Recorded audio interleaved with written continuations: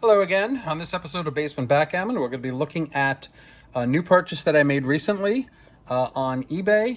This is one of those sight unseen purchases in the sense that I didn't know what I was buying, but I had a sense it was better quality than the price would indicate. So, as full disclosure, I bought this on eBay for $265. That's all in, including shipping and tax and all the rest of it. It looks like, from the pictures, it looked kind of like most of the standard, full size or 1.5 inch board anyway, with a vinyl covering, and it wasn't particularly remarkable. The thing that really tricked it for me, though, were these locks. So when I saw these locks, these particular locks, the combo locks, which come on attaché cases, are generally only used for higher quality backgammon boards. I have not seen super low quality backgammon boards using these locks, and that plus the kind of supple leather handle here that I saw in the pictures tripped me off to think that maybe this was a much nicer board than it let on by the price. Not to mention also when I saw, and this is just I saw the pictures, I saw this panel of leather that was on top of it as well, and I thought to myself, maybe I'll take a chance on this. And I did. I pulled the trigger. I bought it, and then it came, and I realized I have no idea what this thing is. I went out to the Facebook sites, the Facebook groups, Backgammon Memorabilia and Backgammon Paraphernalia, two different Facebook groups, where a lot of old-time experts live, and they know what they're talking about. And I put pictures of these things, and I said, hey, guys, what did I buy?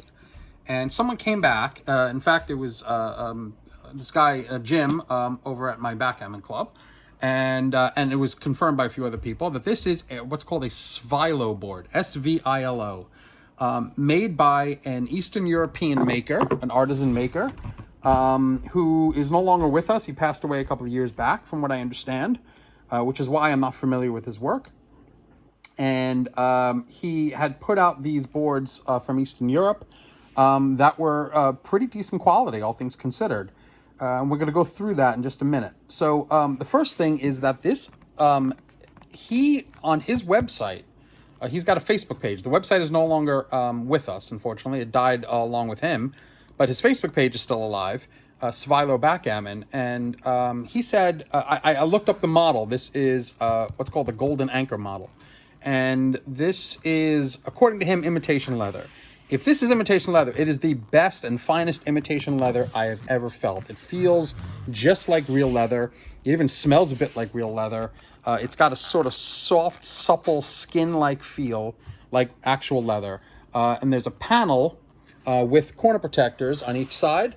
Now, the corner protectors don't go over the corners. It's literally a panel that he put on and sewed onto the case. The case is also covered in a nice imitation leather slash, exterior vinyl, whatever it is. And he's got panels on both sides to protect the case, which is a very nice feature. The handle is leather. It is very soft and supple and feels wonderful. He calls it a swing handle.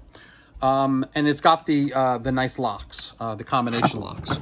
The hinges are hidden, which is kind of nice. You don't feel them. They are flat hinges, which is definitely a big plus. Viewers here know that I love my flat hinges because the attaché stays upright like this. Now, one thing that was interesting, and then another viewer on these forums pointed out, is that you'll see that he wasn't particularly careful with his use of hardware.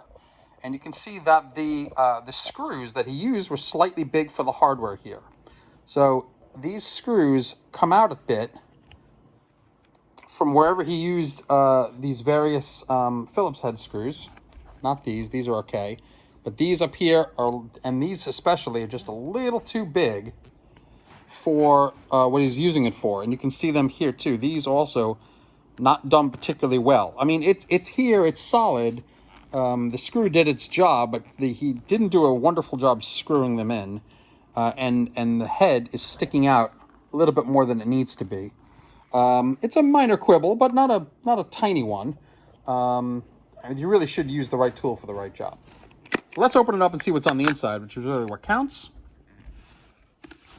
So the other thing that tipped me off that this might be a high-quality board is that it came with 2 crystalloid doubling cubes. You normally don't see boards coming with 2 cubes. I doubt that it came standard with 2 cubes, but what this told me was that the person who had this board was probably a player, a real backgammon player. Because the only reason you would have 2 cubes is if you were doing chouettes. And only real backgammon players do chouettes. Most people don't know what chouettes are. The other thing was that it came with 2 sets of precision dice. Again, precision dice not normally offered in low-quality offerings. These are real precision dice. And I was pretty shocked that it came like this, with precision dice. Now, it's interesting that these 2 precision dice are opaque and black, and this one is blue and translucent, and this one is purple and translucent. They're almost the same, but not the same color. So, again, this leads me to believe that this wasn't done by the manufacturer, or if it was done by the manufacturer to give the dice, he may not have the right pair, so he picked 2 that kind of looked the same. They do almost look the same, but they're not. Or it was substituted by someone who owned the board, who knows what precision dice are, and would only play with them. So the fact that an actual backgammon player would play with this sort of tipped me off if this was a decent quality. Plus, it's a felt board. In fact, this offering, this field here is like a suede. It's a very low pile suede. Feels like eel skin to me. Somebody else called it gum, but it's not gummy at all. It feels like suede. And these points are very professionally painted on, or printed, I should say, onto the felt. And overall, this is a really nice board. Now, what's interesting is that this is a European board. These checkers are an odd size. These checkers are 40.5 millimeters. Now, normally, checkers historically have been either 37 millimeters, which are 1.5 inch, or 43 or 44 millimeter, somewhere in that range, which is equivalent to about 1 3/4 inch, or 50 millimeter, which is 2 inch. 40.5 millimeter is a non-standard size. This is a European size that was used specifically for this board. I've never seen this size in any other board before. So it's kind of interesting because it's a little bit bigger than 1.5 inch.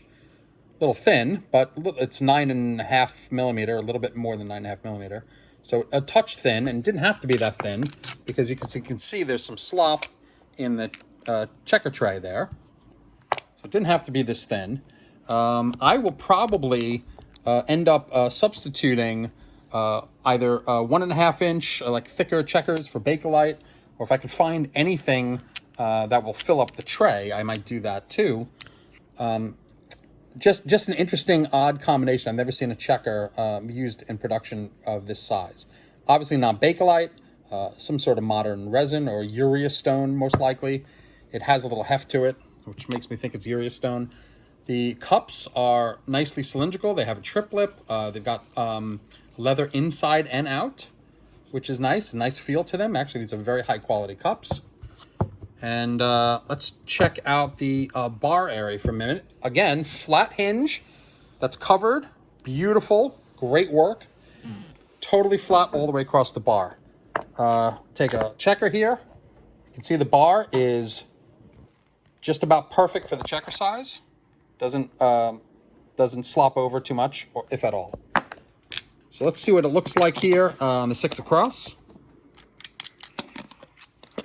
Svilo clearly knew what he was doing when he made these boards. You can see perfect placements on the 6 across.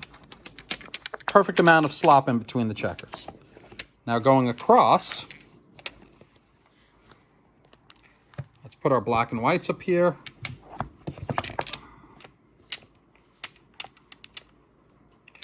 We have a little bit more than 12 across. So even though these are, I mean, I'm going to call this a 1.5 inch board, but obviously it's bigger than 1.5 inch, but it's smaller than 1 3/4. But it's got around the same dimensions as a 1 3/4 board, except that you can't use anything bigger than these checkers. You can't use real 1 3/4 checkers; they won't fit across. So this is a very odd size, but still pleasing. Let's take a quick look. One thing about this felt board, it's pretty dirty. Needs to be cleaned up. There's some stains and what have you from usage, and I'm okay with that. I don't mind a little character on my boards when I buy them used. I would hate if this was new, but I did not pay a lot for this. $265 all in is a great price. I'm very happy with my purchase here. I think this could easily go for $350, $400 would be probably about the right market value for this.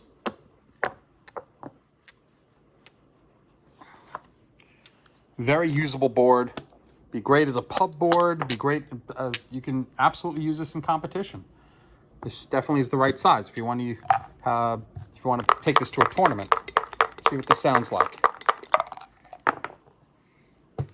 3 and a 1. Good way to start. There you go.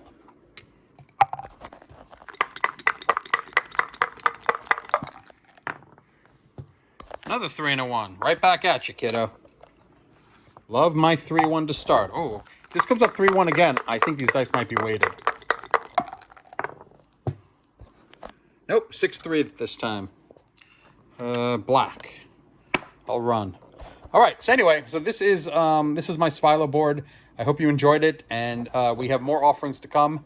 I look forward to seeing you in the future. Like and subscribe for more content. Thanks.